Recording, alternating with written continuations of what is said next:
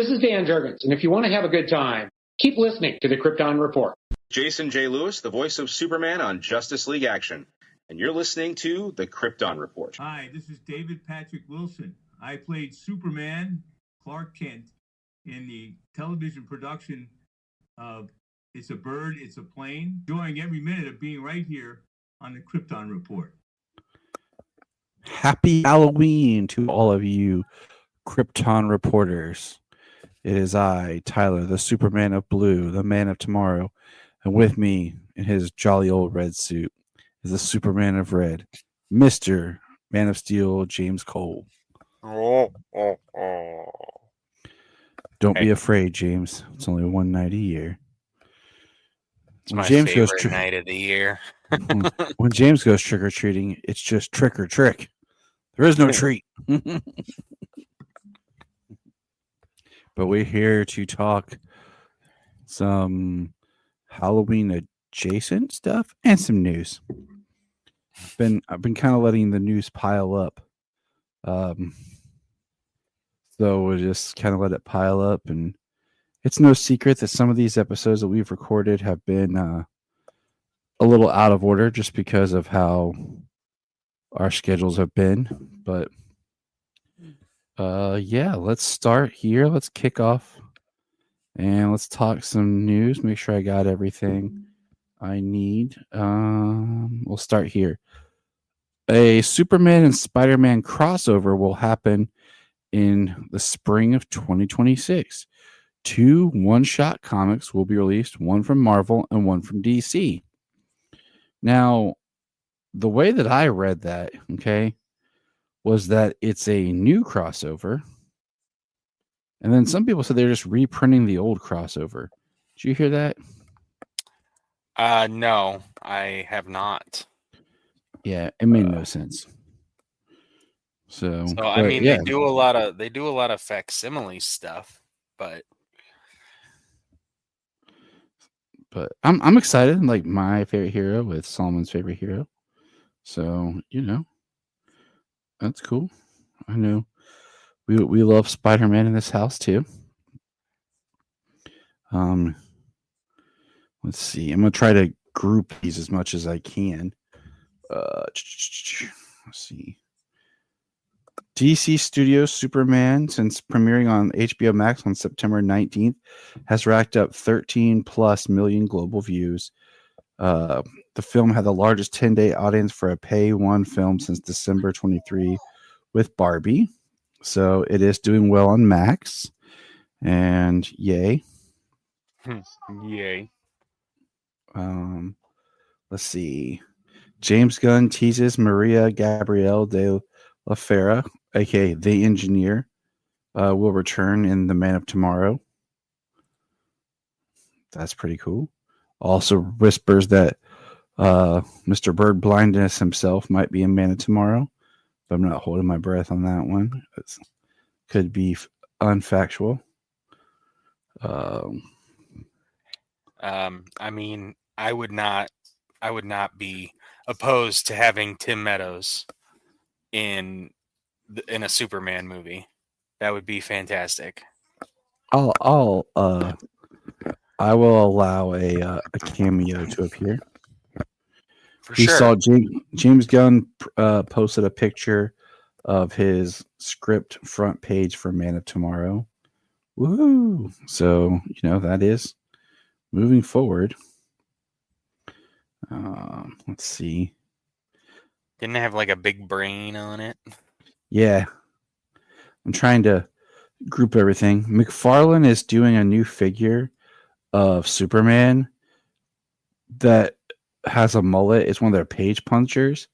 And it really just looks like the different Superman figures, like just put together. The blue's a little darker, but the mullet hair is what's getting me on it. And I'm like, are they saying that's the 90s? A mullet return Superman? I guess. So New York Comic Con has a Kingdom Come Superman pop figure that looks freaking amazing as part of the Funko Curiosity of Oddities.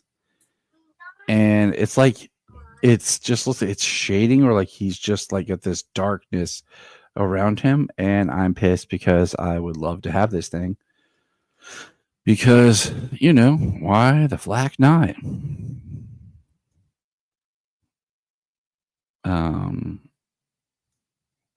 You know what I'm saying? Like Comic-Con specials. Speaking of Comic-Con specials, there will be a really awesome Superman special unlimited issue 5 cover while at Cincinnati Con.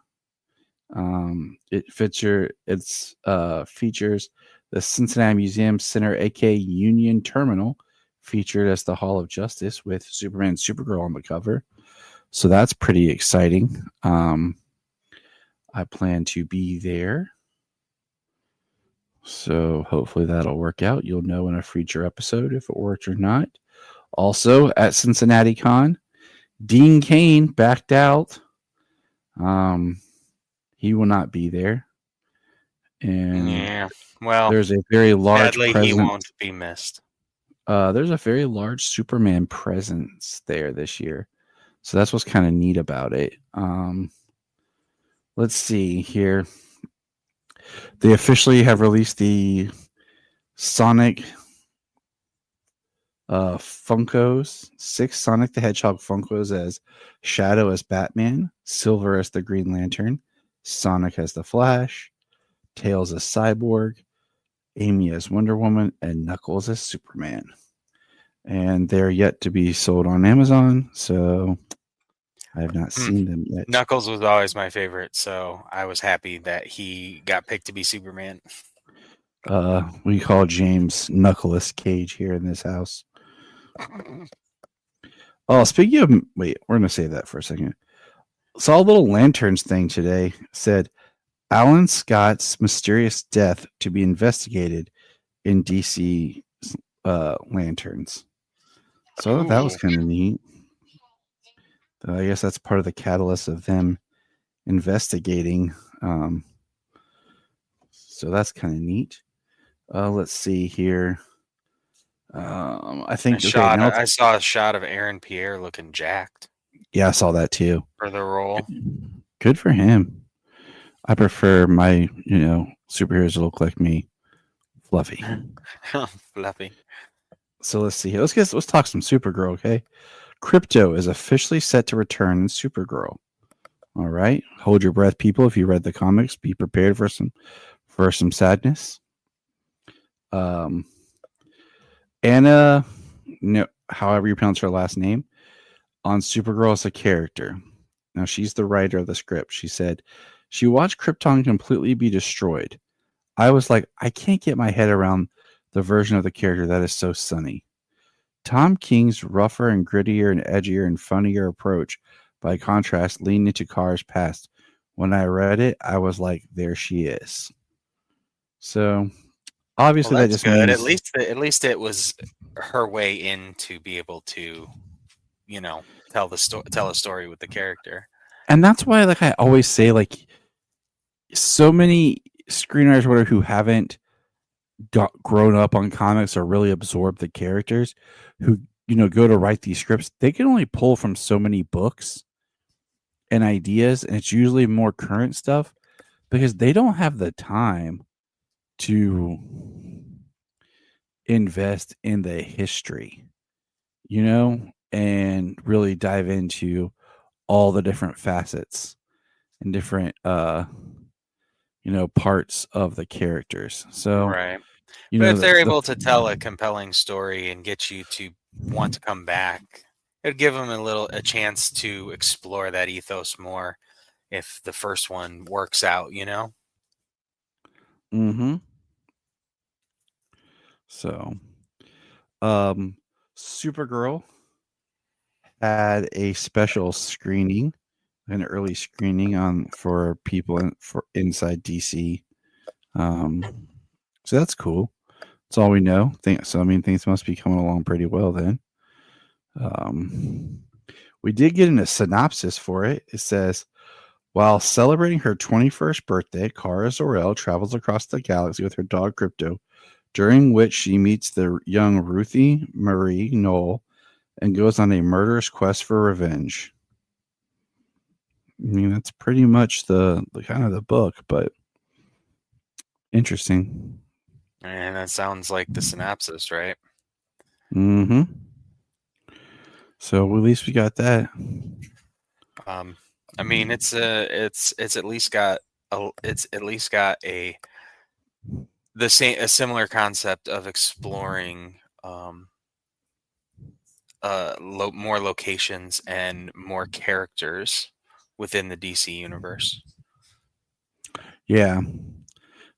Now we will be reviewing Woman of Tomorrow next year, but I've read it twice before, so Nice. it'll be fun to talk with you. Let's see. That's all I have for Supergirl. Now let's talk about another comic legend, someone you may have heard of, known as Batman. So James Cole. We got our first look at Absolute Joker. And all I can say is, what the F? Like, right. The only thing I can think is if you've been reading the Absolutes and how what they did to Wayland and like their experiments and how but the Absolute universe is supposed to be being tied together with the Absolute Evil and everything like that that's coming, because in Absolute Superman they do mention the Joker. So I'm wondering if something's been done or happened to the Joker to make him look like this almost dragon beast, because I know, right? It's just a little too crazy to think that that's an actual supposed to be like a person in the Absolute universe. Now maybe he transforms to that, which I can get behind, but the funniest has been like the people who have taken this and then posted pictures like, here's Absolute Cyborg, here's Absolute just like Absolute Bloodsport. It's just as they're just like just how people just really made it into a gag. So just doing outrageous monstrous characters. Yes, like this is the Absolute version of this. So I guess I've missed some of the memification of all of the supposed villains they could have, monsters in this universe. And let's see here. We got the Batman 2 details. Filming starts in April of 2026. Bruce Wayne is finding it very hard to be Batman. Takes Batman in a direction never done before in its way. Another murder mystery digging deeper into the corruption. Penguin appears in 5 to 6 scenes. Michael Giacchino promises a return. The score for the sequel. Sophia Falcone will not appear. Matt Reeves and Robert Pattinson believe it will top the first film. I had read that the cinematographer might not be able to return. And then Colin Farrell was quoted saying he will be back as the Penguin and Reeves the Batman Part 2. Even though he says, I've got an even smaller role in this one, but I'm okay with that. I've read the script from start to finish, and I can't say much about it, but it's deeper, scarier, the stakes are bigger. I'm really excited to see it. Well, I mean, I honestly wouldn't be surprised if the way that the Penguin season 1 was a hit, that they're like, okay, well, what's his point here? How can we go into season 2 for Penguin? Yeah, I mean, I think not having something with Sophia appear is not smart, and we'll talk more in the future about TV and movie synergy in the near future. And then we have some quotes. James Gunn confirms things have changed for DC's upcoming Batman and Robin movie. Ooh. James Gunn, things have changed about DC's Batman, including Robin. So there's some things, about the Brave and the Bold that's being shifted, I guess. As far as we know, Andrew Muschietti is still set to direct. I don't have I'm not afraid of him directing. I just feel like he made The Flash, but he really wanted to make a Batman movie. Because if you go and you watch that movie, all the Batman stuff in it's really good. Yeah. Speaking of Mr. Muschietti, they are putting out, McFarlane and Walmart have a special Batman Flash toy that's coming. It's the Batman motorcycle with the repainted Affleck Batman toy, where they actually painted the blue cow with the blue cape and gave the gray more of a pop to it. I feel like this is just like we have a bunch of these cycles and a bunch of these figures sitting around. Let's just put them together, repaint it, and release it to actually try and sell this thing. Right. And get it out of here. Yeah, probably. But that cycle is dope, though. It is. And speaking of Muschietti, I'm really excited for Welcome to Derry later this month. Yes. I'm like 75% good with him directing The Brave and the Bold, just because I feel like there are parts in The Flash that work, but I feel like The Flash was operating from a bad script, and it was an example of someone getting a movie but really wanting to do something else. Yeah. And it's like he really wanted to do a Batman movie, and he got to technically have 3 different Bruce Wayne Batmans in that movie. Well, we know how many writers and directors were on that project. So, by the time it even got to him, how many parts of the story were the studio saying you had to keep this, you had to keep this, you had to keep this? Right. Or Exactly. did they even know where they were going? So what did they care? Exactly. You know what I mean? Just work with this. So, but I think he said they wouldn't even start till 2026 at the earliest or something. And I'm like, okay, that's fine. But all I can really say about it is I want Batman and Robin. It's not that hard to make a Batman movie with Robin, to tell a Batman and Robin story. And I don't even care if Matt Reeves does Batman and Robin and he does Dick and Bruce and they do Damian and Bruce. You know what I'm saying? For The Brave and the Bold, I just really want Batman and Robin together on the big screen. I'm tired of having all these Robins without a Batman and all these Batmans without a Robin. We have not seen a really good, strong Batman and Robin film of them together as they're supposed to be. So you have 2 chances coming up here. Don't screw this up. And we had a fantastic Dick Grayson with Titans, but that was also a horrible relationship and a horrible portrayal for Batman. That was all about Dick becoming Nightwing, and we went through 3 Robins on that show. Yeah. So it's just kind of we can't do them together for some reason. And then speaking of crappy Batman, have you seen the poster and the images for Bat Family or Bat Fam? The series follows Batman, Alfred, and little Batman as they go through life as a super family. I have, and the artwork hasn't changed. It's just not good. But the movie for Merry Little Batman was really fun. So there was a charm to it, and being that it's Christmas, being that it has that Christmas element that you can watch it again every year, and I know that they try to say, well, it's like a storybook and it's blah blah blah. Yeah, but even some storybooks don't have that crappy of animation. Alfred's face does not look right. I'm just going to say that. But who are these characters? We have Man Bat, Ra's al Ghul is a ghost, maybe, and then 2 other characters. Like, who are they in this family? And why did they choose this animation to move forward with when I'm basically begging for season 2 of Cape Crusader? Because I just recently rewatched season 1, and I do really like that show. And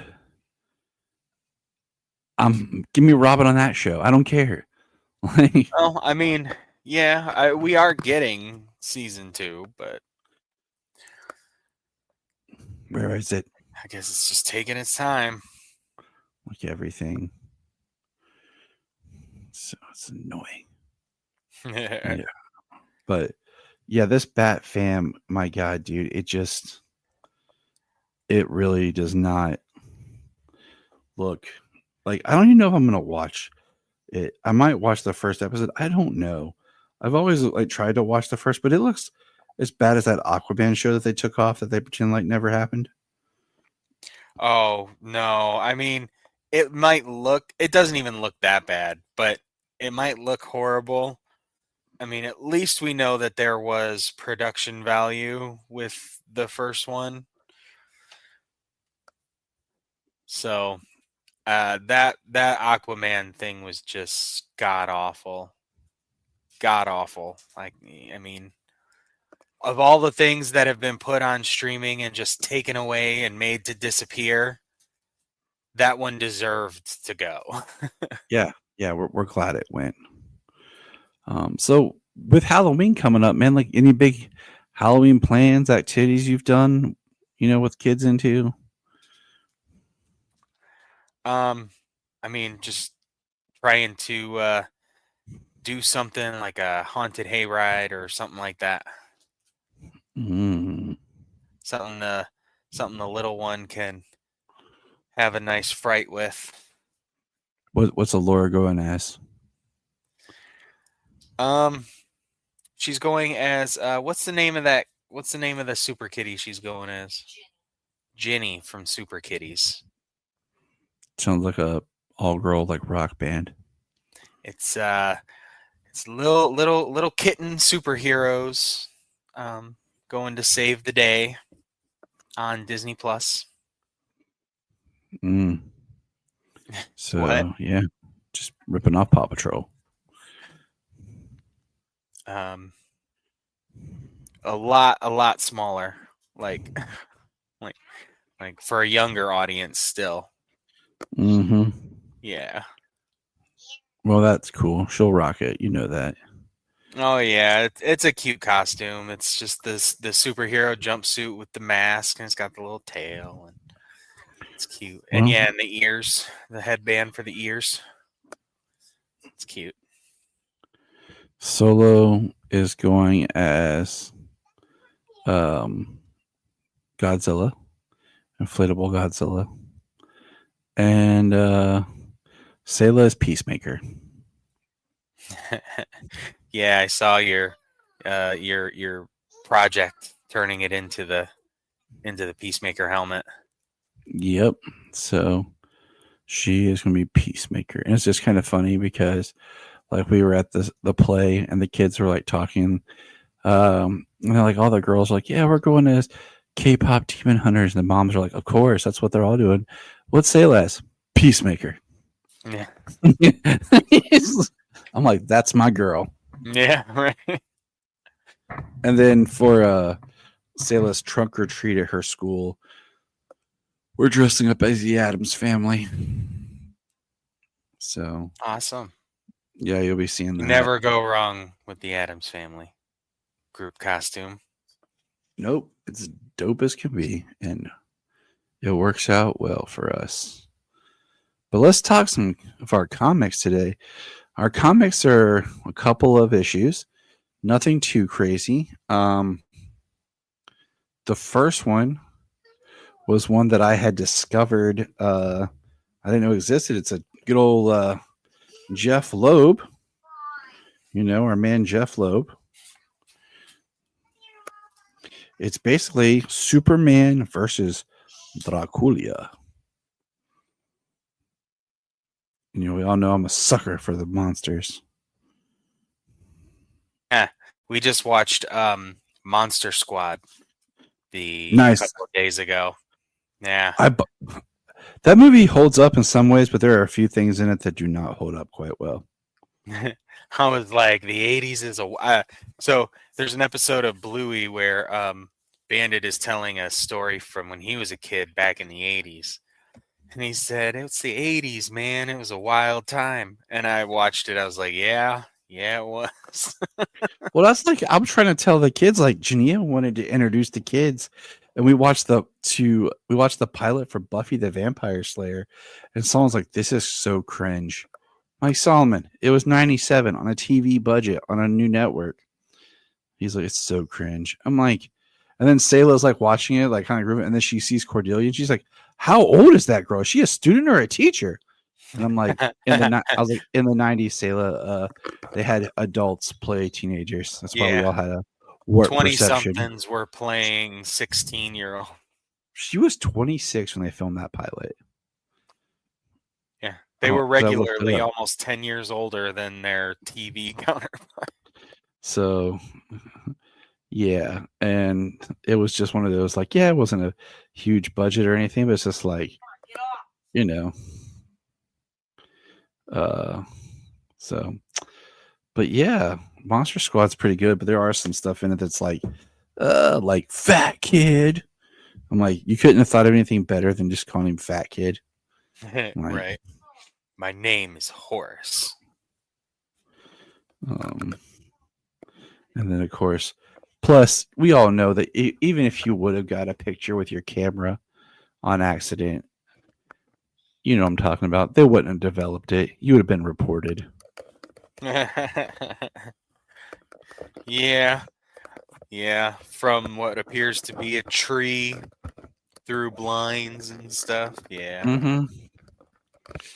So, but The House of Dracula, plot by Jeff Loeb and Jeff Johns, script by Jeff Loeb, pencils Ian Churchill, inks Norm Rapmund.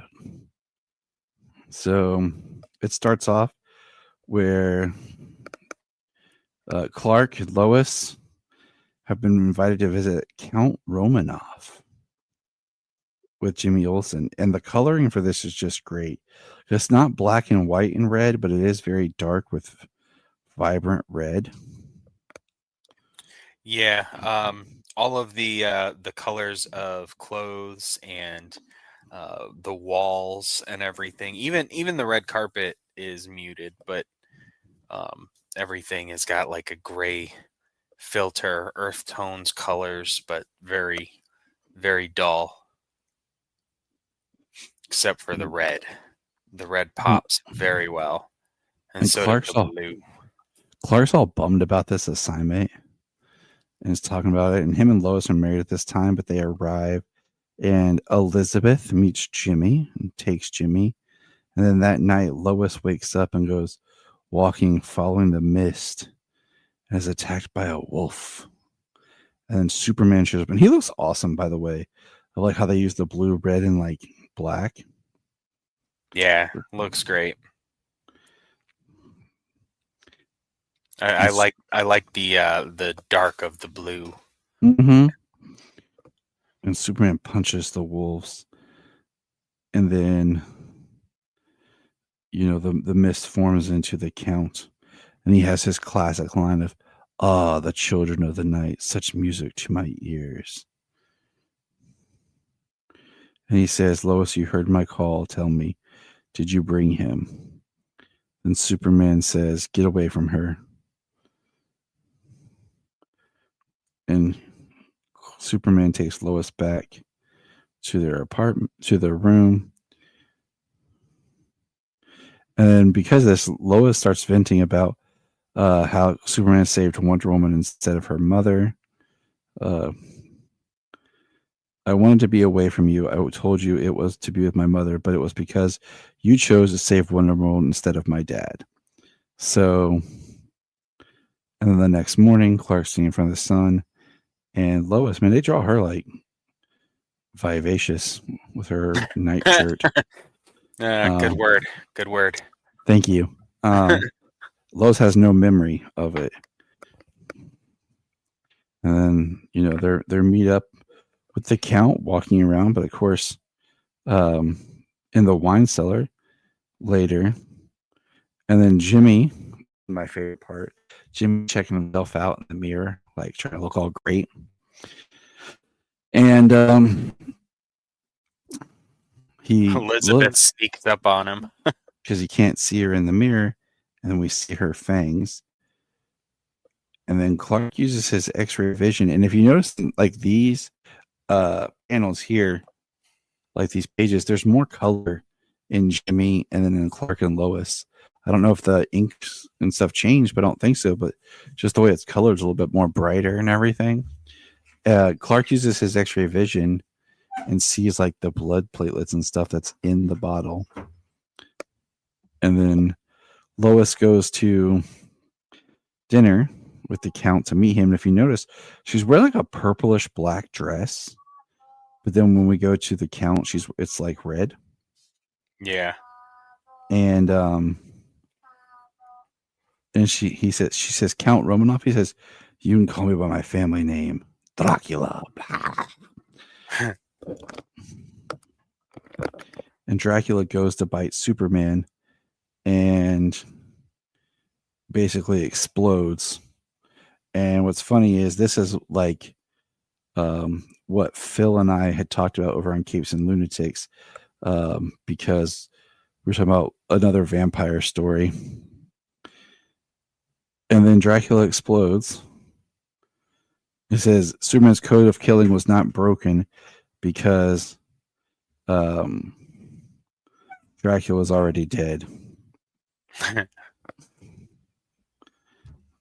then Jimmy comes, running to Clark and Lois. And he's trying to talk about her fangs. But then at the very end, as they're headed back, and if you notice how much color has been restored to the comic, like Lois's dress, we see Clark's costumes a little bit more colorful. Then as they're leaving, he's wearing a yellow shirt, Lois a green shirt. Well, I don't even think Zod could hold his own against whatever kind of creature commandos live there.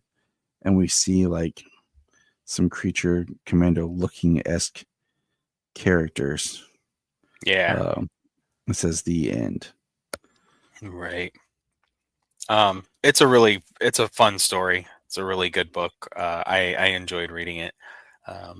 And the colors was a team, Tanya and Rich Horry. So I'm betting like somebody has, the skill with the duller colors make things pop. And yeah, I'm sure it was a fun effort to make this because, I love the coloring. The art is great and I love the coloring. There really is something about like the early 2000s coloring and art that just makes it look of that era. I don't know. I like it. So yeah, I had a good time with the story, and I did like the call at the end, whatever creature commandos, because just like monsters in that land. Mm-hmm. And we get to see a few. Now, if you're thinking right now as you're listening to James and talk, it's Halloween, guys. Why aren't you discussing the last Halloween? Well, the reason is, one, the last issue doesn't not drop until like the day before or 2 days before Halloween. And because of reading on the app, but also we were trying to get, Brian Peters to join us because he loves Jeff Loeb. We were just decided to wait for the last Halloween to be part of our November Thanksgiving time. So, surprise. Well, I mean, we can't help it if we can't get the book or can't read. Yeah, the book. well, they were behind on the book, and they actually released issue 9 early on the app, and not even releasing it in stores until like now, like Oh, this wow. week, this coming the 8th or whatever. So I think, and then this week, yeah, the last issue comes. Like I said, it's really kind of crazy. Like they're dropping 2 in 1 month. And that's just kind of threw off our whole thing. So yeah, that's why the last Halloween isn't our Halloween episode. But we do have, kind of covering our conversation from our last previous episode, we are doing Superman number 12 by Patrick Gleason and going back Peter to J. Tomasi. Yes. It is called Super Monsters Part 1. It has Frankenstein on the cover with a nice shirt rip, and he has his own symbol. Stitched S. And this is, it starts off. I really like the rebirth time. I need to go back. I like the art and the stories, but I need to go back and just revisit it. But it starts with Lois at her Hamilton Town local paper, the Hamilton Horn, when all of a sudden she's talking to her editor and boss, and Frankenstein pops in. He says, "Outcast, I have finally found you." And he starts fighting, and Lois gets in the way. And I forgot Lois has like the Hellbat glove or whatever. And Yeah. like, takes him out. And they steal Frankenstein's cycle that looks like something out of Tron. And they're taking it, and then Superman shows up, punches him, and I love the art. I do. Frankenstein's pistol is amazing. It's like a train with bats on it. And then he starts beating Superman with a tractor. And a farmer shows up, tries to stop Frankenstein, shoots him. And then Superman punches him. And the art, I love the fall aesthetics. But then Lois accidentally hits Superman. Frankenstein then reveals that Lois's boss is Krog. The only cold-blooded murderer here is you. And the issue ends with Frankenstein holding the blade to Krog's purple face. Yep. What did you think of this first issue? I like the New 52. Well, this is, it's Rebirth now, but it's based off the New 52 where he was an agent of Shade. Yeah. So I really enjoyed reading. I read a lot of Frankenstein stuff. I really enjoyed it. Yeah, the Frankenstein stuff was pretty cool. So kind of having him back here at this time, it was fun. And then get the little bits, the Agent of Shade. If you know about the agent, the Agency of Shade, they've got that really like high tech base or whatever, and so yeah, it's just like some cycle he has from there. And I can never remember what Shade stands for. Yeah, I can't remember what it stands for, but it's Superhuman Advanced Defense Executive. Oh, see, there you go. Always ask the Cole. Well, it's just right on the page, but well, don't if you show know yourself. where it's at. And then what's nice is the next part is just issue 13, and the cover is not as cool of having Frankenstein and the bride. And then the alternate cover is even less cool. But the interior art's still the same. Yeah, the art is great. I love the art, and I did like how in the last issue, the Frankenstein takes those shots close range from the shotgun, and he just takes it. It's not like he's wounded or upset, but he's telling the old man, "You're done." Took his gun from him and crushed it. Well, so then we have here, in the next issue 13, it picks up right where the other one left off. which I like because you could without having the cover art, you could go right into the next one without even realizing you started the next one. It's Lois looking at that face, and then she looks and she punches Grog. Krug. What Krug? What did you do with my friend?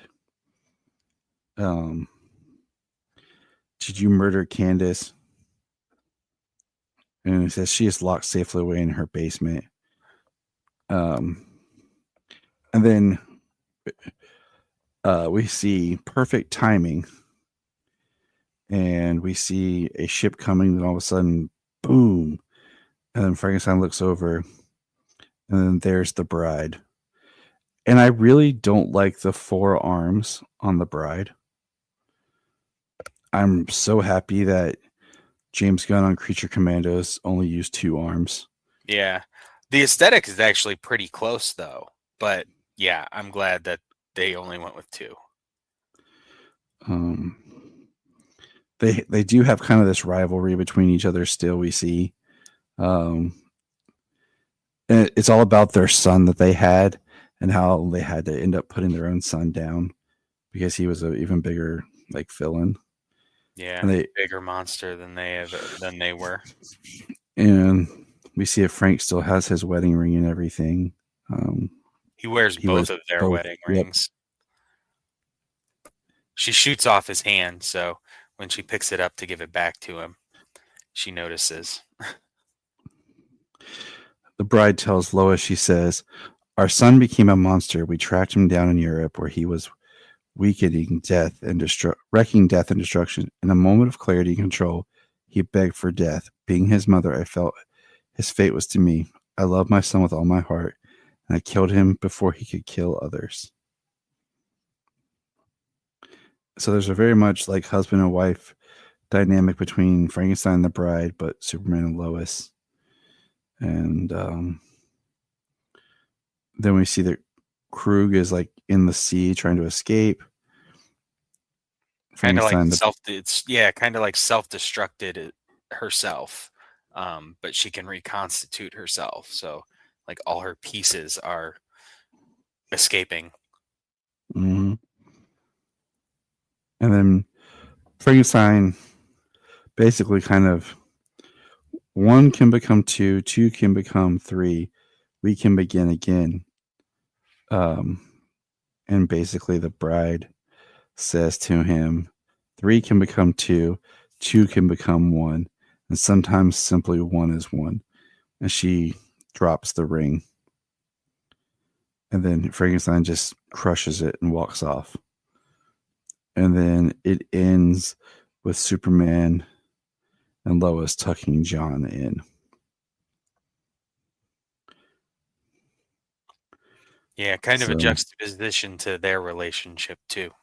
Yeah, I mean, like I said, I liked I would love if a new kind of Creature Commandos Frankenstein book.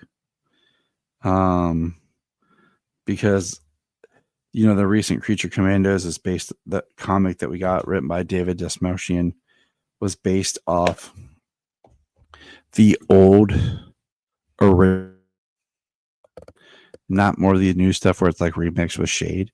But I really come to like DC's Frankenstein. So I would have liked more. Yeah. But yeah. What'd you think of our issues this month? I think they were great. 3 great stories. 3 great stories. Lots of great artwork. And the Super Monster books were a really quick read. They went through like that, reading through them. They were, but nice complete story. And you got some character moments in there in just the 2 issues. The introduction of Frankenstein and the bride. Tomasi's a great writer, and you had a lot of depth. So. Absolutely, and the House of Dracula was really good. I mean, apart from the Lois's appearance in the issue, I mean, it was still great artwork, but yeah, the coloring was amazing. And the coloring and the shading was fantastic. Yes, it was. Great reads. Check them out. They're on the app. Always love finding, untapped resources and things on the app. So things you didn't know existed. Right. Yeah, that first one is in a 100-page spectacular. Superman 1. It's a DC Comics Presents from 2010. Yeah. And it was an individual issue, but the individual issue is not on the app. Yeah, it was inside the book though, so really that's what made it nice. Yep. And then the Rebirth. I loved seeing the Rebirth Superman suit again. You know, it was pretty good. It was one of the good modern suits over the last couple of decades. Mm-hmm. Yes, it was. That good old Superman blue. But happy Halloween, everybody. From James, the machete wielding, hockey mask playing Cole, and me, the guy who howls at the moon with his daughter as we run through the streets. Be safe out there. Enjoy your candy. And remember that Halloween is not always about horror. There's actually some pretty sweet cultural roots to the holiday. And have a good one. I do want to talk about some cool Halloween stories. If you have listened to me before on any of my recordings, you'll know that I go on little rants that Halloween doesn't equal horror, and horror doesn't equal Halloween. Halloween is a history holiday. It has a history and culture and folklores, and there are horror elements. But just being scared and like slashers are not Halloween except Michael Myers, but that's a marketing thing. And everything, but a really great story is The Halloween Tree. It's a animated film as well as a book that really explores Halloween. So usually DC puts out like DC horror, and I'm just like, okay, it's a horror story, but to me that's not Halloween, right?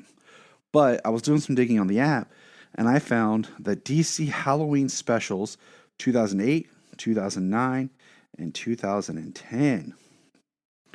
And there's just some stories in here that I am just going to kind of talk about, and I highly recommend. Okay, so if you get a chance and you have the app, pull those up. Let's get it started here with the first one. Okay, I got to go back because the app doesn't just hit, start over like if you were doing something on a streaming service, which is really simple. But I'm not going to talk about all of them, but I'm going to talk about a few, okay? I'm going to hit on my favorites. So, DC Halloween Special Deadline. Halloween. Writer Mike Johnson. So, Ballad of Jonathan Crane. Writer Mickey Way. And I'm not sure what the other one is, but because I can't see them. But the first one starts, it is the Halloween party at the Daily Planet. Jimmy Olsen's dressed as Superman. Ron Troop is Mr. Terrific. Lombard is the Flash. Cat Grant is Power Girl. And Clark is Clark. And Lois is Supergirl. Wonder Woman, sorry. And Clark is trying to get a deadline he has to. And there's this story about the ghost who never made a deadline, who died trying to get a deadline. And Clark starts seeing ghosts of his villains, Mongol, Bizarro, Non, Ursa, and Zod. And he's pulled into this headline about Lex Luthor from the ghost. And then you see the ghost and it says, "At last, finally made my deadline." And then Clark wakes up like, huh? And then he's like, I made my deadline. I can get back to the apartment. And then we see three kids dressed as Batman who are trick-or-treating. And Clark answers the door with pumpkins full of candy as Superman in his costume. And they're like, can't you see like Batman's cooler? It's all about the Dark Knight anyways. Don't you know that? And it's like, they're like, but it's funny because they're like, oh, you don't even look that much like Superman. So it's just cute. It's a good one, kids trick-or-treating. I would say that the best one out of this is the Ballad of Jonathan Crane, because it's basically like the Legend of Sleepy Hollow retold, but Jonathan Crane is Ichabod as an evil, menacing school teacher. The art is great, and he even does his personified scarecrow in it while going to the Van Tassels. And there's, Selena Kyle basically as Katrina, and then Batman is the Headless Horseman as he's riding on a horse with the bat symbol on the pumpkin. And then right at the end where the pumpkin's thrown, we go and it's Jonathan Crane knocked out under a tree, and Batman and Gordon are standing there, and he's basically having a hallucination. So I thought that was great. As someone who loves The Legend of Sleepy Hollow, that is a story I highly recommend to any Batman fan. One Last Halloween, written by Brian Reed, is pretty cool. It's a kid dressed as Robin, and another one just kind of dressed in a hoodie down in the sewer, and they find Killer Croc. But basically, it's like a fun house, supposedly, and they're talking about what's down there. They talk about Killer Croc boiling and eating children, the Penguin, the Joker, and then as it ends, there's Batman battling Grundy, and he takes Grundy down. He turns to the kids like, "What are you doing here?" Reaches in the utility belt and hands them candy he had in and says, "Happy Halloween." Something you never think about Batman having is candy in his utility belt.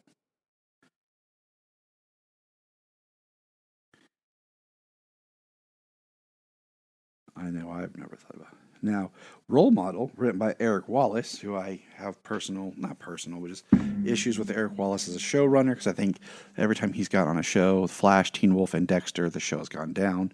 If you've watched those shows, go look for his name when he takes over, and you'll see what I mean. But I think this story is really good because it is about Vixen and her favorite movie and seeing it on Halloween in theaters, about a powerful, strong black woman and fighting monsters. But then they're attacked while in the theater, and the monsters and stuff start coming out of it. There's another family there, and Vixen has to protect them, but really it's Mirror Master, and she stops them, and the little girl says she wants to grow up to be just like her, which is kind of a reflection of what Vixen had said about the person she saw on screen. And you can't beat a story about good role modeling. Now, that was my favorites for Happy Halloween 08. Now let's get to 09. And once again, rewinding the book. So, I hope everyone has a good Halloween. All right. This one, Halloween Special 9. Okay. The first story is a Bizarro Halloween story, which, if anyone knows me and Bizarro do not get along. So, we have our problems. There's an iVampire one that's pretty cool.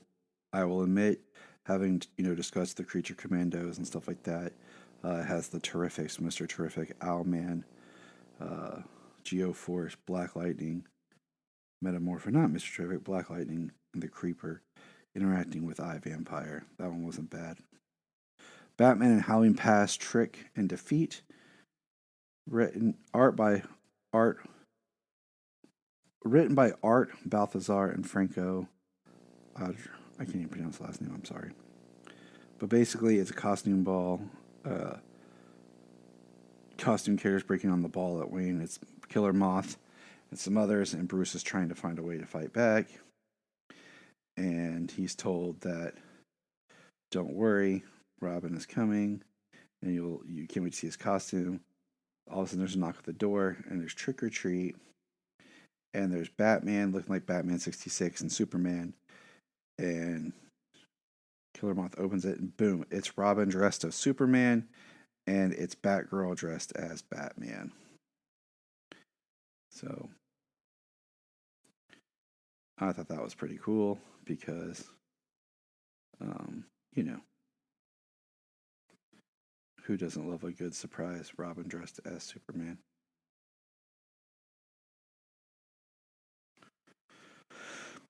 Some other horror kind of stories in here, because I'm focusing on my favorites.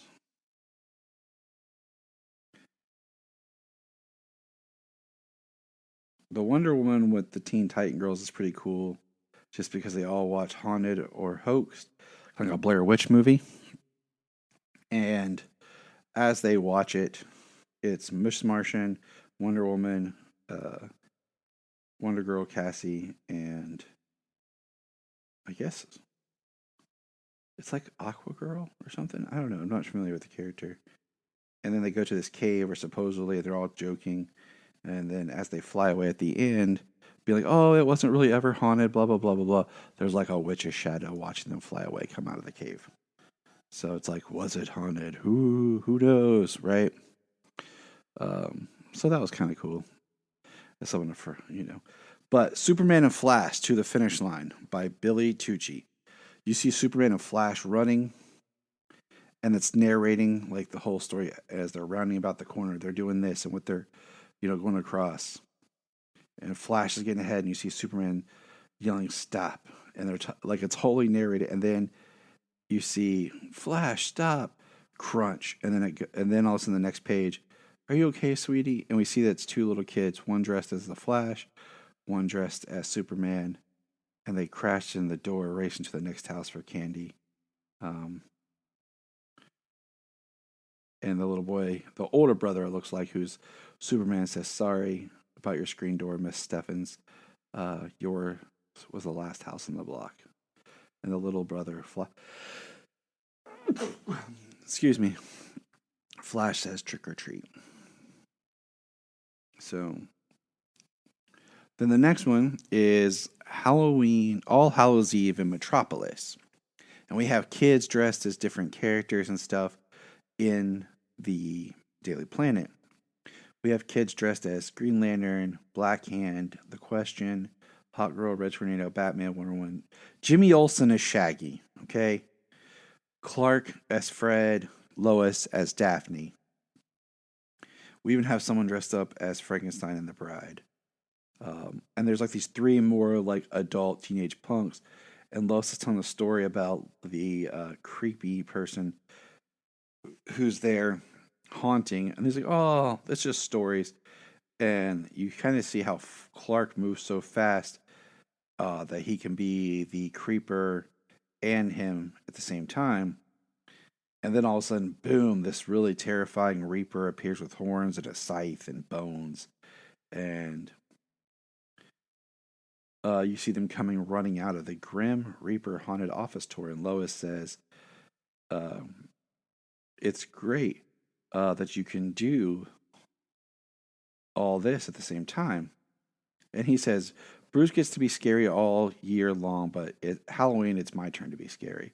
And she says, the last Grim Reaper was actually frightening with the horns and the purple smoke and the disappearing act. How did you pull that off, Smallville? He says, horns? Lois, that wasn't me. And that was written by Joshua Williamson. So that's pretty awesome. Then we get another Bizarro Happy Halloween, and that's the book. Pretty cool. I'd love to have these physical if I can find them, but it's probably be almost impossible. But you never know. Just because I would definitely pull these out every year because I like a good trick-or-treat Halloween story. All right, Halloween Special 10. Really wish they'd keep doing this. Batman and Trick or Treat Scarecrow. And this is really cool because all the art is like done in like black and orange. And it's the Scarecrow tied up, being tortured by Batman's. But if you look, it's like different versions of Batman, like the Brave and the Bold, the Christian Bale, and all this. And then what we see is it's two kids dressed as Batman for Halloween with their toys out that are Batman action figures, basically torturing the Scarecrow. And the mom's, on the phone telling them to quiet down. And what we find out, these are the same brothers that were the Flash and Superman the previous year. Because the one brother talks about almost killing himself through the door and pulls out the costumes from the previous year. And once you find out that it's the real Scarecrow, And Batman is actually on the roof of their house, laughing, looking in at how they're torturing Jonathan Crane. And he shows up, sprays Jonathan Crane, takes him away, and then gives the kids some candy. And the piece of candy looks like it has the Superman symbol on it. And at the end, the mom's saying, "Boys, the cookies are ready." So we get another Eye Vampire story with Robin and Batman, which is pretty cool. We get our Flash and Frankenstein story, which was interesting. But it was a much different depiction of Frankenstein than what we recently talked about. Like, he just kind of shows up, punches Flash, punches a cop, and then all of a sudden, like, we see that this, all of a sudden, the one person is, it's really kind of confusing because all of a sudden the one person is revealed to be like a demon monster that, that Frankenstein kills and then just walks away. It was pretty crazy because it's one of those stories you kind of have to read almost twice to really feel like what just happened. Then we have Trick or Treat in El Paso, Texas, and Medusa Non Grata featuring Teen Titans and Clarion the Witch Boy, where Clarion is basically trick or treating, and Jaime Reyes and Miss Martian are trick or treating, and Miss Martian doesn't know any of the customs, and in every panel she has changed her costume from, and she's talking about how her costume is just her skin, and she goes through 1, 2, 3, 4, 5 costumes, but Clarion's like turning people to stone. Then they go to battle him, and basically Clarion finds some people dressed up who actually appreciate his look and everything and love it. He gets so happy about it, he reverses the spell. The last one is Metropolis again. Superman and the Demon in Fears of Steel. And basically it's a demon that has latched onto Superman's back that's given him like fear. And like one of the kids is dressed up as Batman and he's talking to him like he really is Batman. And Clark is breaking down. Then Etrigan shows up, helps talk him out of it. And then Clark overcomes what the demon's trying to show him. And Etrigan takes the demon. And then Superman says Happy Halloween and flies away to the kids. And that is the Halloween specials. Too short, I know, but I really wish there was more of them than just being straight horror stories. So check those out if you have the app. And if you can think of any good Halloween stories, let me know. And just keep your ears peeled for when we do ears perked up and listening when we do the last Halloween. 4 issues of Superman Unlimited. As of this recording, we have 4 issues. And how are you feeling about these issues? They're very episodic. They're not like, there is an overarching story that goes through them, but like for each issue, it's not the primary focus and the primary plot of the story. Yeah. I mean, what we get is with issue 1 is how the story begins, and that's where a large asteroid is heading towards Earth, basically like a planet-killing asteroid. And as Superman goes out to destroy this asteroid, and he breaks it open, it is a asteroid of kryptonite inside. And I love the writing. Okay, first of all, like I really love the writings of issue 1. Well, I mean, so far the whole series, but pulling up issue 1, I just feel like I don't know. Continue your story, and I'll try to chime in because I feel like I liked where this was going, this story, but then I ended up not liking it as much as I had hoped. And okay. I think, and maybe is that because of the episodic nature of it as it goes, or? Well, no, just keep talking. Okay. We'll get there. I'm just trying to let's get through it. But it's writer Dan Slott, artist Raphael Albuquerque. Who is amazing. Yes, fantastic art, fantastic coloring. Marcelo, I cannot pronounce his name, so. But basically, Clark sees all kinds of things. He talks about it. He goes through his life. Basically, Krypton destroyed itself, and now it's going to destroy his adopted home. He flashes through his life, being a kid, learning his powers, crypto, all kinds of stuff. The Fortress. We get some very Donner-esque type stuff. We've got comic stuff in here. We've got like the Donner stuff in here. I'm actually fairly certain there was even more Easter eggs in here, but it's been a while since I read issue 1. But he can see Earth. He can see the people on Earth, everybody who's about to be destroyed, and we kind of it goes through his history, marrying Lois, fighting Doomsday, the Superman, the reign of the Supermen, his return, wedding, John being a kid. But it's interesting because it feels like a story that's canon, but at the same time. Yeah, it's almost canon in the universe by like little bits and pieces, but it's very clearly not. This story would have pretty huge ramifications, and it's just like it's not part of Superman or Action or anything like that. None of these problems are the case, so it is very much almost a world of its own at this point, but very similar or close to the one we're experiencing in the Prime universe. But which is interesting because what do you call it? What is interesting is this feels almost like it's its own thing, that it's not part of anything else until he gets a new power. And do you want to talk about his new power, any, James? Yeah. Well, so in the end here, he goes all Superman Returns on the Kryptonite asteroid, and there's a big explosion, and he wakes up on the watchtower with all friends and family and everybody around to find out that Kryptonite is all over Earth. Primarily in El Caldero. Mm-hmm.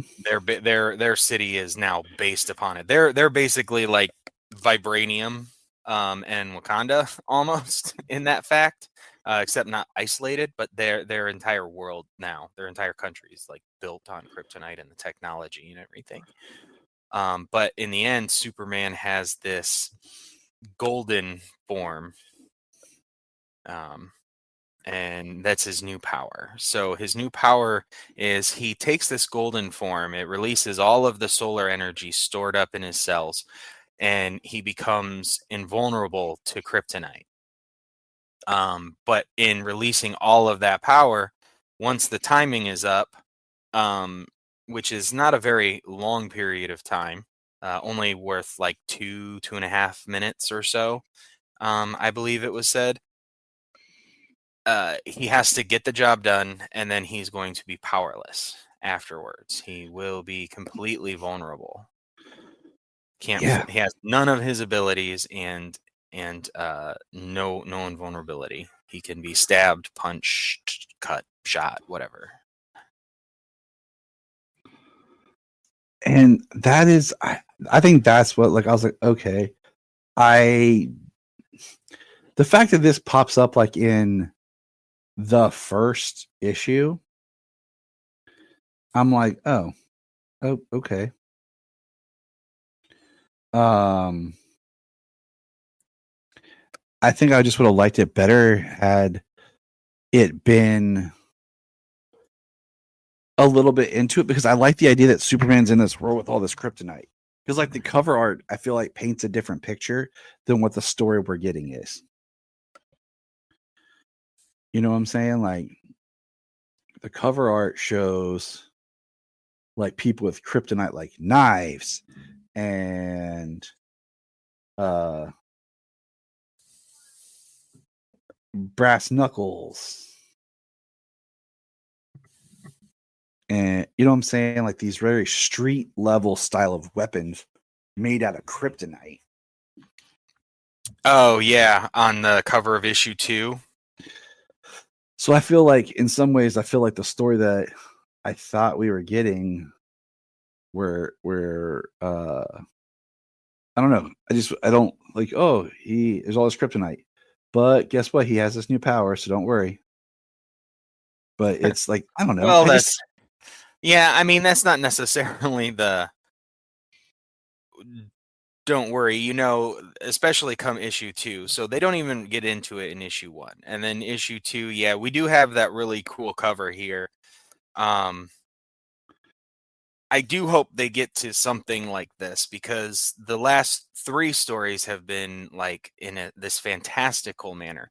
But it's also expanded as the story goes on, and that's kind of what I mean is like each issue. So like if we get into issue 2, we've got how El Caldero is this place that is built on kryptonite, the way the city is, the armor, the technology, the ships. Clark is doing his thing as a fact checker, I guess. Mm-hmm. But and he goes down, he gets shot with a kryptonite bullet. And then we do see some people with knives and brass knuckles and everything. And yes, he does have that power. So he does golden up, and then that's when we get the explanation of his short time limit. So he kind of does his thing here, and the Creeper kind of shows how Superman is vulnerable inadvertently. Mm-hmm.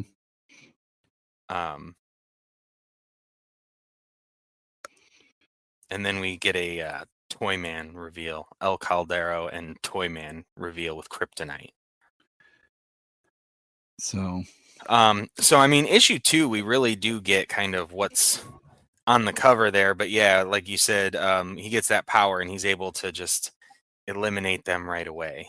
On the street level, I think that's going to be a somewhat possible thing, but I mean, like as I was saying, they expand it because it was made into weapons, but now we get into later on issue 4, there's jewelry and lipstick and stuff. Yeah, like it's just, and I feel like that's just more of a tragic story that I'd like to see played out in the sense that we talk about all of our Kryptonian family. You know what I'm saying? Like we've talked about how many times all the members of the Kryptonian family, and having this world now that is a biggest threat to all of them, I think is definitely something that could ripple for all of them. And that would be something that I would like to see. Right. Yeah, we've gotten very little of the super family involved in the kryptonite excursions as Superman's been doing different things. It's definitely been focused on only Superman. So I do feel like there is they could really expand that. Yeah, I do too. So issue 5 should be coming out soon. So hopefully we'll get something. But yeah, continue with the next issue. So issue 3. Mm-hmm. So at the end of issue 2, we had Toyman.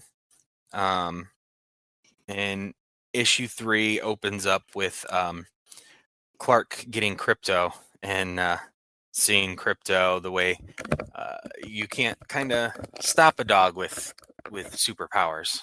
Which I really did love this issue.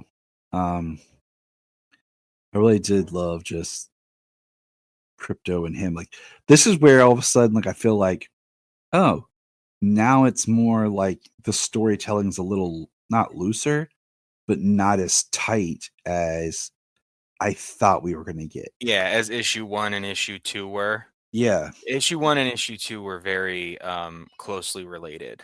And this one's called Good Boy. Yeah, because it's all about Crypto. It's some history with Crypto. It's Crypto now. I do like this John. This John is not. I don't think this John is our 18-year-old John, is it? I don't think so, because if you look In like issue he's 1, they way- did say something about him going through a portal and saying like, "I'm back." that's I mean, because he's wearing his old Superboy outfit, like the hoodie outfit. And I thought, I was like, okay, is this kind of showing us like the history with Crypto, like having him around more? Because they are trying to put Crypto more into things, and this Crypto is drawn like you know, the new James Gunn Crypto. Yeah, and it does say, yeah, so there is kind of that, the new James Gunn Crypto in there. So John here, it says, you are everything to me, to your mother and me, which is why when forces took you away from us, Mom, Dad, I'm home, and then you returned a few years older. So Mhm. just a few. So I mean, if he was around the 10-ish age when he left, 10, 11 years old, right? Mhm. That's what he was in the Super Sons books.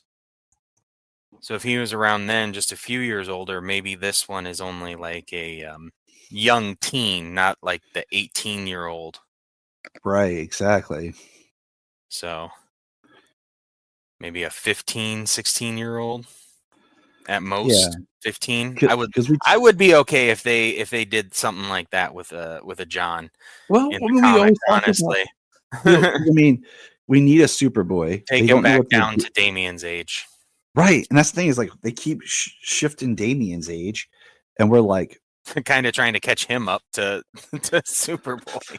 you know, like where do these two exist? You know, and so it would be kind of neat if they did fix it. So Yeah.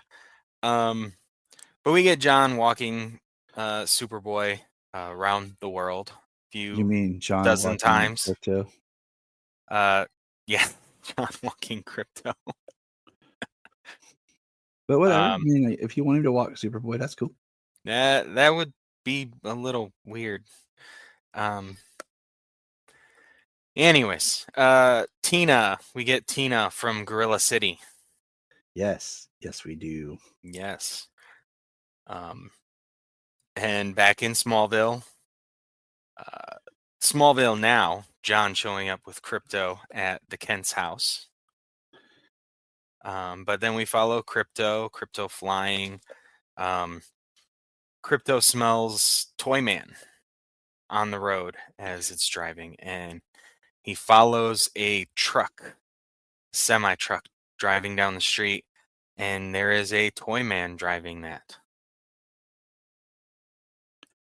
I would love to have this Crypto as my pet dog, just because, you know. Right. And then we cut to the Metropolis Convention Center, where there is the Metro Science Expo going on. Lots of people, Star Labs, LexCorp, Steelworks, all presenting at the con, and we see Toyman, almost menacingly looking, operating a giant robot, where Crypto begins to attack, and Superman is, as Clark, he knew that Schott and Sons company, as Winslow Schott, Toyman, was Mhm. involved in this process, so he is obviously worried about the criminal, the evil villain of Toyman, having kryptonite and everything. Giant robot attacking almost. Seems like, we got Krypto. So Superman attacks the robot. He kind of sends Krypto in to destroy the robot from inside. But it has a kryptonite power source inside, which poisons Krypto. And Superman enters and he turns golden, trying to spread his energy to Krypto to help make him immune, but it's not working. But we find out that this Toyman is a robot, a toy made by Winslow Schott with basically an AI, and it's very smart and compassionate and caring.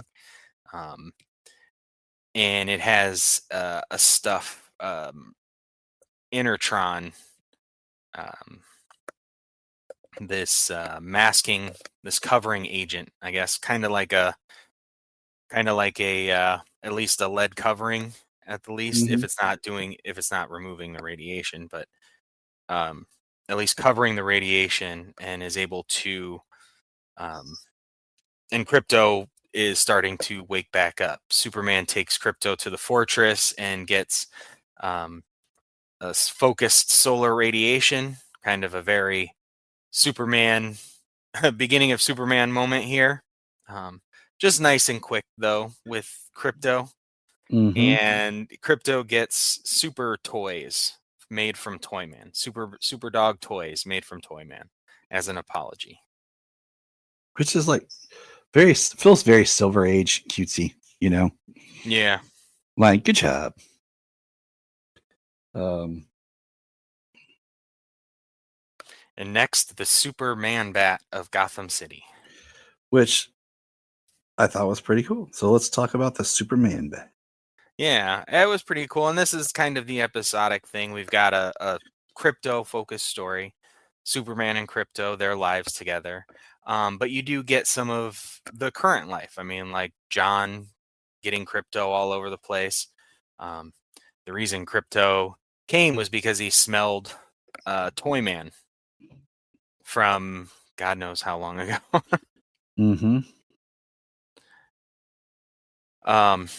But Gotham City, and people are breaking into a building. The door is chained, which is funny because they're just talking about how it's a fire hazard. Somebody could get hurt because the building's roof access door is chained up. But Man-Bat shows up and they shoot him off the roof. But Jimmy's picking up Tina, and Man-Bat crashes onto his car. And he calls for Superman. And Superman is out in Metropolis. He saves a woman who's filming herself on a bar table on a balcony bar, and she's standing near the edge, and some people get into a fight, and she gets knocked off the table and over the edge of the building. She's wearing kryptonite jewelry, so Superman has to he uses his breath to soften her blow and drop her into a dumpster, so he can keep his distance from her. But as he approaches her, she kisses him on the cheek with some kryptonite lipstick. He's got kryptonite jewelry and kryptonite lipstick. Like, kryptonite's being made into everything. It's like it's everywhere now. And that's what I like. That is the stuff that I'm interested in exploring, Yeah. But John living a life, Connor living a life, Kara, Power Girl. I mean, all these people living lives, and there's just going to be kryptonite like all over the place. That would be quite interesting. But Jimmy and Tina take Man-Bat to Dr. Leslie Tompkins. And Robin sees this over their surveillance of Dr. Tompkins' place, and Man-Bat awakens in that bed, and Superman shows up, tries to pin down Man-Bat, and gets bitten on the arm. And Robin shows up and kind of find out that this is not Dr. Langstrom, and that it's one of his old lab assistants, and it's a new version of the Man-Bat serum, and the strain might be communicable, and so it can spread, and Superman now becomes Superman Bat. Which was crazy. Yeah. I mean, like Superman Bat, like it's like one of those, and I love the artwork and the coloring so much in this issue. Like I think sometimes coloring does not get the credit that it needs. Oh yeah, coloring in inks is what makes the picture really.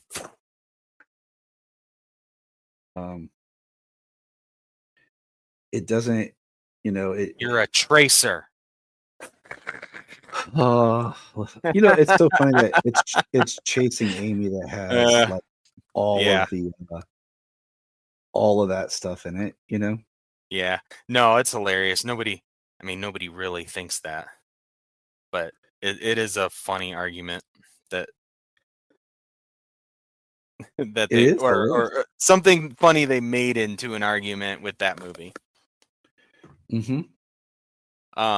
It's true. Yeah. So, Superman's vulnerable because of the kryptonite kiss, so Man-Bat is able to bite into his skin. But yeah, he transforms. He's chasing everybody, kind of primarily Jimmy. And Tina uses his watch, and I love when she changes it. When you're in Gotham, it's a bat signal watch, and we get a bat signal, and it goes na na na na na na na. Yep. I love how they put that in there. She jumps onto Oracle's the Bat Network and help, and she tells who they are, what's going on, and Oracle sends the Birds of Prey, Big Barda, Batgirl, and Canary. Big Barda. Yep. And that's one of the things that we were talking about, kind of the modern comics. Big Barda has been a member of the Birds of Prey in the recent years, or within the last recent runs of Birds of Prey. So, but we got Damian Robin. He's fighting, and everybody shows up, and Robin's not liking it because you got Superman Bat, and he bites Black Canary. He said, "We're going to, change everybody into Man-Bats if we continue this." Canary does get changed, but and then we cut to El Caldero, where they're at the Emerald City auction house, where Bruce Wayne is buying a bunch of kryptonite. I like how Ron Troop is there. Yes. Yeah. Yes. Anything to just enforce more of these great characters that we are frustrated that we're not getting more of. Yeah. And he's there to ask. He says, with all of the Wayne Foundation's generous donations to the Justice League over the years, could it be what you're doing here today is in any way a favor for Superman? And he says, keeping Green K out of other people's hands. I at least like Bruce says, Ron, kryptonite futures are rising. What I'm doing is keeping kryptonite in my hands. Besides, can you think of a better use of my time? Which, I mean, is so true. You know what I'm saying? Like, it's just him playing that Bruce Wayne playboy, part. And it's just so true, it goes back to how the best Bruce Wayne is the one that knows that he can do good as Batman, but also can do good just as himself as Bruce Wayne as well. Yeah. That's some of the best good he can do is as Bruce Wayne. Mm-hmm. So in this, we got Jimmy and Damian running away, distracting Superman Bat because he's following Jimmy, and he takes him all the way out to the edge of the city, and they leave the city limits of Gotham, and the watch switches back over to the super signal, which messes up Superman's super bat hearing.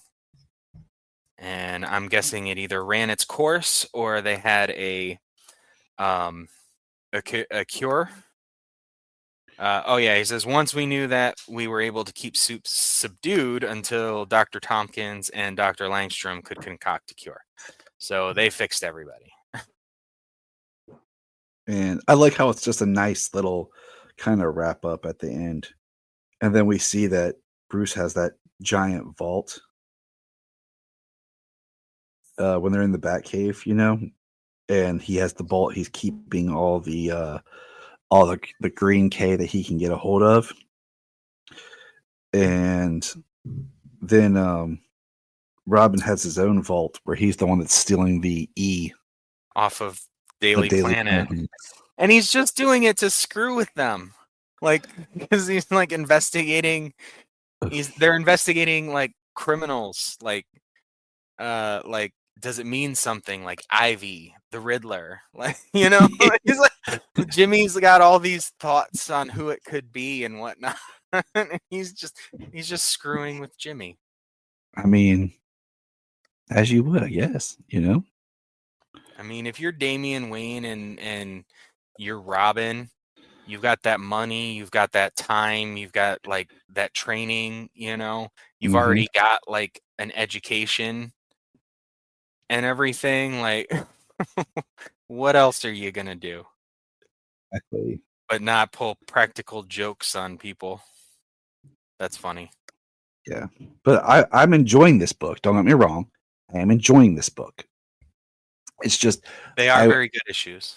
I just with the subject, because with the subject matter of the kryptonite being everywhere, I feel like it could be a much short-sighted, darker, more aggressive book about how the world is going against the super family.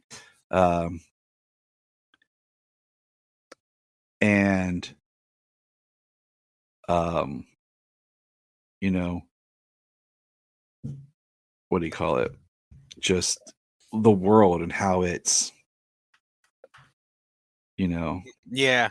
I mean, well, one thing, you know, so it almost seems like every time El Caldero kind of shows up, there's almost a look of maybe something's menacing, you know, about what's happening or what's going on. But like the first thing we get is Toyman, who's able to create these generators out of kryptonite that can power massive, you know, power an entire city all by itself. He has a way to shield it and everything. So like there's a possibility. Are they doing this? Obviously there's money to be made and everything, but are there really altruistic things that are happening with kryptonite being sold this way and being used this way? Mm-hmm. As well as there's just kryptonite out there as jewelry and now as cosmetics and stuff. So what are they really building the world to? And who's going to be the villain? And we said, you know, about the whole tie-in, because the gold, like that gold power, I think does kind of play into KO, which we have not gotten into those issues yet for KO. So, I'm not sure about that golden form. yeah, like, 'cause I thought that was what was help powering his golden gloves and stuff, but could be wrong. No, I think I think the description was like miniature suns. Okay. See, kind of tied to his fists.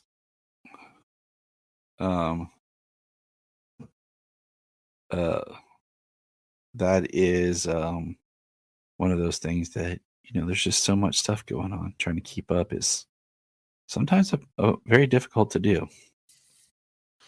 It is. I think that's why, you know, at least covering some arcs the way we do, or chunks of stories like these first 4 issues at a time is at least a good way for us to keep track of some arcs, some stories, as we're able to talk about it and, you know, hear what people think about the arcs as they were, since that's how most comics are written. And like this one's just tricky because we're like we wanted to talk about it because we were trying to, but there's no clear like arc. Yeah, like Absolute, we have one more Superman before the Absolute. We took those two like origin stories that were in the middle, and now there's one more for this issue 8 through 12, I think. 8, 9, 10, 11, 12. Yeah, so we're waiting on issue 12, and we'll be back with Superman Absolute because now there's more Absolute books and stuff coming out. That's, I guess, tying the Absolute world together. So I did see that there was a one shot of a Villains Unite book. yeah, Absolute Evil. So yeah, so I haven't seen that yet. That hasn't come up on the app. That just got released, so that's coming up. So, but then it's funny because then they release in stores and on the app the same day things like the Zatanna Panic. Well, that's their Halloween special. So you know, like, and you know what I'm saying. So it's just they've always released their large special, their holiday specials like that on the app. I don't. That's which just I appreciate. I appreciate. So well, just all like right. the one that just came out was the what just came out this week? The first book, Adventures of Superman, the Book of Kal-El. Yeah, but that came out a month ago. Just like regular, like yeah, the Philip Kennedy Johnson issue just came up on the app though. Yep. So I haven't had a chance to read issue 1, so I'm looking forward to that. That's one I read, but I'm not going to read it as they come because that's definitely going to be one that we'll wait until it's done and then do it as a whole. Because it's a limited series. It's not going to be ongoing, and it's going to be very tighter. Because I read the first issue, it's going to be tighter storytelling. So that's one we're just going to wait till it's done, and then we'll do the whole thing. Sweet. But all right, let's get out of here. Let us know your thoughts. Look up in the sky at the birds.